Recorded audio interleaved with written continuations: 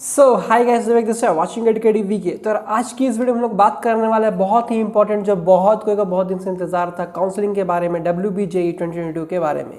जैसा कि आपको पता है काउंसलिंग का अपडेट आ चुका है, ठीक है। बहुत ही इंपॉर्टेंट अपडेट कल ही आया है, तो मैं आज आपको वीडियो बता रहा हूँ और ये आपको PDF बता रहा हूँ जो कि आपको ऑफिशियल वेबसाइट में आ चुका है। PDF देख सकते हैं डाउनलोड करके। अभी डेट सीट नहीं आया है किस किस डेट में कब क्या होगा, अभी डेट बस प्रोविजनली दिया गया है, क्या प्रोसेस रहने वाला है, कितने फीस लगने वाला है, क्या कितनी फेजेस में ये होने वाला है, मॉपअप क्या होगा, कितने राउंड्स में होगा, ये सब कुछ आपको डिटेल्स इस वीडियो में और इस PDF में आपको देखने को मिलेगा।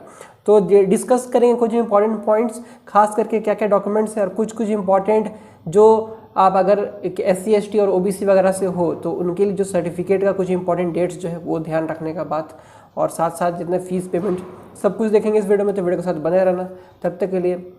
और जो भी चैनल का पहली बार आए हैं, चैनल को सब्सक्राइब कर, बेल आइकन को प्रेस कर ताकि आपको ऐसे ही अपडेट टाइम टू टाइम पे मिलता ही रहे और कुछ भी नोटिफिकेशन आपको WBJE से रिगार्डिंग मिस ना हो। तो चलो बिना कुछ देर की वीडियो को शुरू करते हैं। सबसे पहले हम लोग देख लेते हैं यार, यहाँ पे सबसे इंपॉर्टेंट बात कि ये जो आपका काउंसलिंग है ये 2 फेजेस में होने वाला है, फेज़ 1 एंड फेज़ 2। फेज़ 1 होगा जो आपका WBJE का जनरली जो होता है, एंड फेज़ 2 होगा आपका आर्किटेक्चर वाले का प्लस JEE मेंस वाले का। तो जो बच्चे JEE मेंस के थ्रू काउंसलिंग करना चाह रहे थे WBJE में, उनको अभी वेट करना है, पहले WBJE का हो जाएगा उसके बाद ही उसका होगा, ठीक है। आपको अलग अलग दोनों का मीन्स आपका पूरा ब्रोशर आ जाएगा, टेंशन की बात नहीं है, आपको अपडेट्स मिल जाएगा। तो ये याद रखना, फेज़ 1 एंड फेज़ 2। अभी फिलहाल फेज़ 1 शुरू होगा। तो देखो, इसके बाद हम लोग इंपॉर्टेंट बात पे आते हैं, सबसे पहले रजिस्ट्रेशन फ़ी के बारे में जो सबसे इंपॉर्टेंट है। तो 500 फीस लगने वाला, जैसा कि बहुत पहले से लगता ही आ रहा है, कोई चेंजेस नहीं किया गया है। और राउंड्स की अगर बात कर ले तो WBJE में 2 राउंड्स मेन होंगे, round 1 and round 2, and last mop up होगा। मॉपअप फाइनल राउंड होगा। अब आप बोलोगे भैया तो डिसेंट्रलाइज्ड वगैरह नहीं होगा, तो देखो यार, डिसेंट्रलाइज्ड एंड स्पॉट राउंड ये सब इंस्टीट्यूट पे डिपेंड करता है। अब government institutes, Calcutta university, Jadavpur वगैरह में सीट खाली मॉपअप के बाद भी रहता है, तो वो लोग अपना नोटिफिकेशन खुद जारी करेंगे। बट WBJE का काम मॉपअप देकर ख़त्म हो जाता है, ठीक है। जो बच्चा का अगर रिफंड वगैरह से रिलेटेड बहुत सारा क्वेरीज आता है हर साल, तो इस ब्रोशर को अच्छे से देखना और मेरे बात को अच्छे से सुनना, सारा आपका क्वेरीज रिजॉल्व हो जाएगा कि आपको कैसे रिफंड लेना है, आपको कहाँ रिफंड मिलेगा कि नहीं मिलेगा, फ़ी पेमेंट बार बार करना है क्या, ये सब कुछ आपको क्लियर होगा। तो फर्स्ट ऑफ ऑल आपको सबसे पहले रजिस्टर करना है, वो प्रोसेस मैं आपको बताऊँगा ही, ऑलरेडी मेरे यूट्यूब चैनल पर होगा अगले साल का, आप देख सकते हो। रजिस्टर करने के बाद फ़ी पेमेंट 500 करोगे तो आपका रजिस्ट्रेशन कंप्लीट हो जाएगा। अब यहाँ पे कैटेगरी की बात आ गई, तो कैटेगरी जो आपका TFW है, तो भैया मेरे पास TFW नहीं है, मैंने भर दिया है, कोई प्रॉब्लम नहीं है। राउंड 1 में आपका डॉक्यूमेंट फेल हो जाएगा, राउंड 2 में आपका फिर जनरल में शिफ्ट हो जाएगा।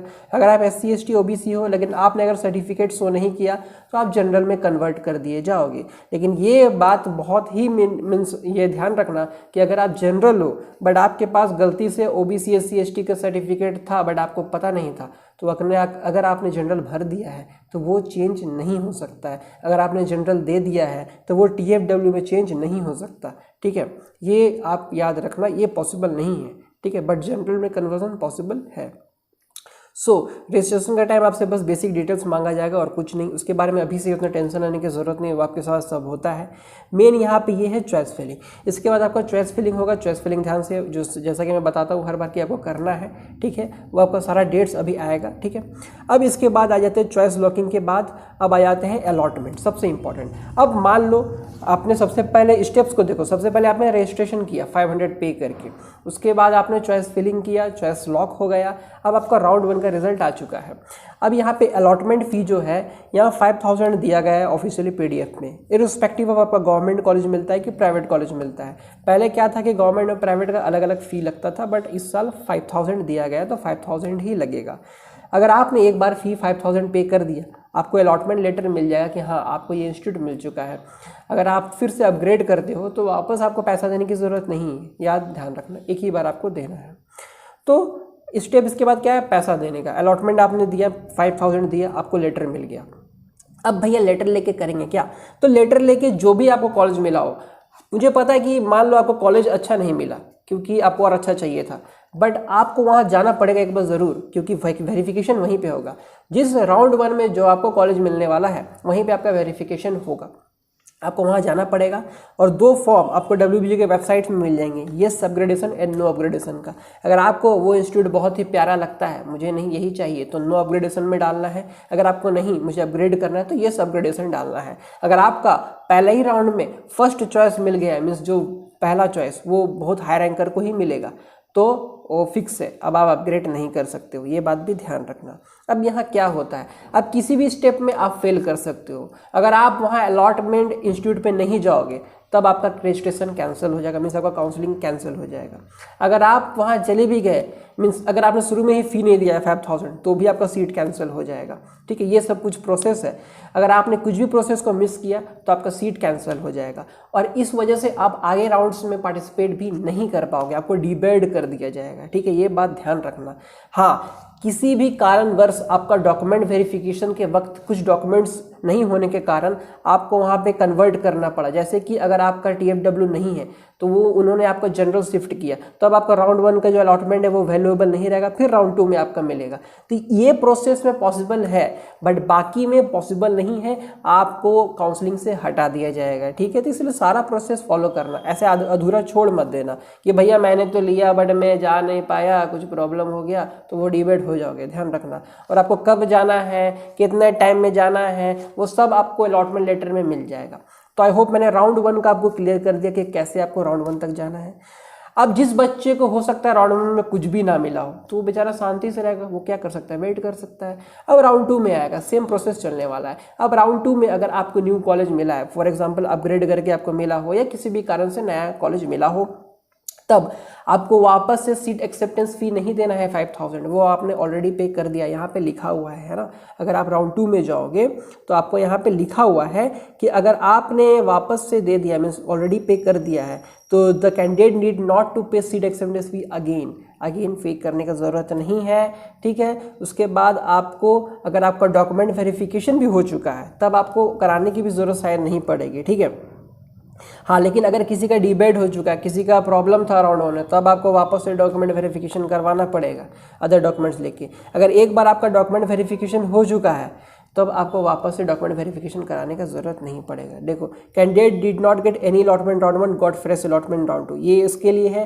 Candidate allotment in round 1 was cancelled during document, ये उसके लिए है। Allotment is not upgraded at all, अगर आपका अपग्रेड हुआ ही नहीं। Allotment is upgraded but to second और later choices, such many will decide to join the institute and complete the admission formalities for which C download the new allotment letter. क्या समझ में आया? न्यू अलॉटमेंट लेटर आपको download करना पड़ेगा, पैसा आपको नहीं देना है। ठीक है, क्योंकि आपका ऑलरेडी डॉक्यूमेंट वेरिफिकेशन हो चुका है।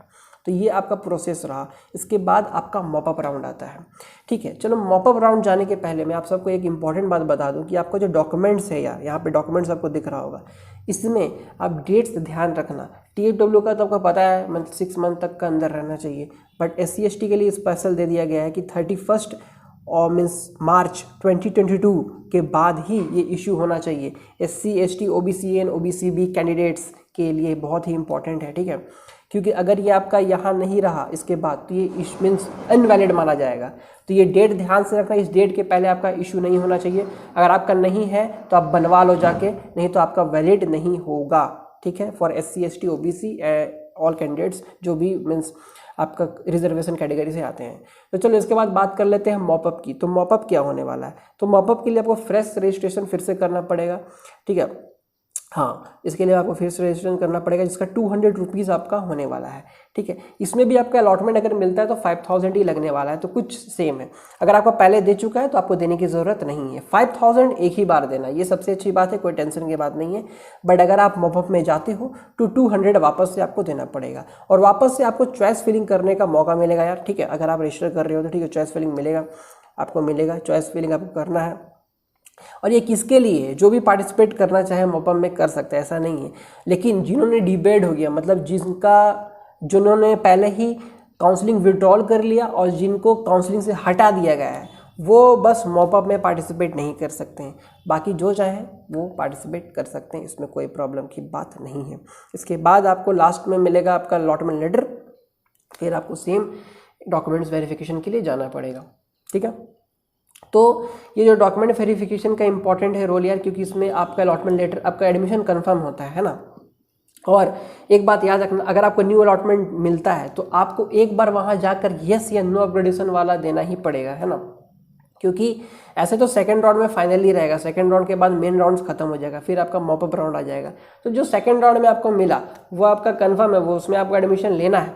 बट अगर आपको फिर मॉपअप राउंड में पार्टिसिपेट करना है, अगर आपको और अच्छा मिला, तो एक काम करना जरूर कि अगर आपने किसी भी इंस्टीट्यूट में अगर आपने पैसा दे दिया है तो उसके लिए रिफंड का तैयारी कर लेना। मतलब देखो, ये पैसा जो 5000 है वो तो आपका जाते जाएगा, वो आपका वापस नहीं लगने वाला। बट अगर आपने 5000 दे करके सेकंड राउंड के बाद आपने एडमिशन फ़ी भी दे दिया है तो वो इंस्टीट्यूट को आपको रिफंड के लिए अप्लाई कर देना पड़ेगा, क्योंकि वो WBJ के अंडर नहीं आता। ध्यान देना, WBJ के अंदर इसका जितना प्रोसेस है वो आएगा। आपके जो इंस्टीट्यूट्स के साथ लेन देन हो रहा है, आपने जो इंस्टीट्यूट्स को पैसा दिया है एडमिशन के लिए, किसी के लिए भी, वो WBJ नहीं अपने अंदर देखेगा, वो साफ साफ इन्होंने मेंशन किया है। ठीक है, तो वो ध्यान रखना। अगर आपने उसके पहले एडमिशन ले लिया है, सब कुछ पेमेंट कर दिया है, वापस से आपको न्यू इंस्टीट्यूट मिला है, तो उसके लिए रिफंड का अप्लाई एकदम करना ही पड़ेगा। आपको इंस्टीट्यूट को बोलना पड़ेगा मुझे रिफंड चाहिए। आप एप्लीकेशन तो कुछ पैसा कटेगा बट आपको मिल जाएगा, तो ये ध्यान में रखना, ठीक है।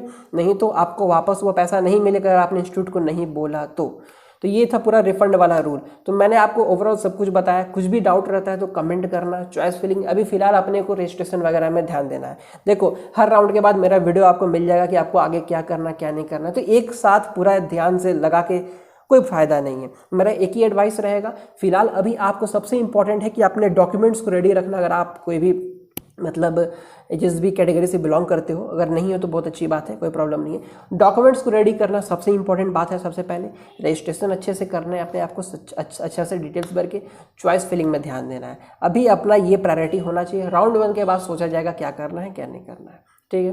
तो आई होप मैंने आपको सब कुछ क्लियर कर दिया। और ये रजिस्ट्रेशन एक ही बार हो गया, दोबारा नहीं हो पाएगा। और जो रजिस्ट्रेशन पहले मेन राउंड में नहीं करेंगे उनको मॉपअप में भी पार्टिसिपेट करने नहीं दिया जाएगा। तो फ्रेश रजिस्ट्रेशन मॉपअप में नहीं होगा, ठीक है। जो कर चुके हैं वही कर पाएंगे वापस। तो ध्यान देना इस बात को। मैंने जो जो बताया आप सबको पॉइंट्स। मिलते हैं अगले वीडियो में, तब तक के लिए ध्यान रखना गाइस, ख्याल रखना।